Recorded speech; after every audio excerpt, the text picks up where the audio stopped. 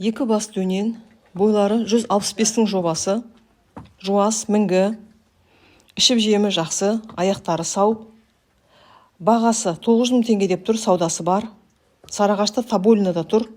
Байланыс телефоны 8700-237-2026. Қажет болса осы номерге хабарласыңыздар. Арнаға тіркеліп лайк басуды ұмытпаңыздар.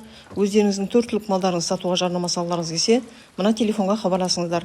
8702-910-0705. Сол ат жылқы дейді. Мына дүниенің зейнетінен дейді ол дейді. Алла Тағала атты өте сондай әдемі жаратқан. Хадисте келген ол. Расулullah айтады, балаларыңды 3 нәрсеге үйретіңдер дейді. Соның біріншісін атты айтқан.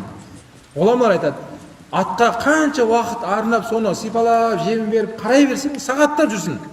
Ол уақыттан сұралмайсың дейді. Атқа қараған кезде адам тек қана өрден бір жақсы энергия алады екен адам. Мінсең де, сипаласаң да, жанында жүрсең де, астын тазаласаң да, өзі не аласың? Адам жақсы энергия алады екен ат жылқыдан.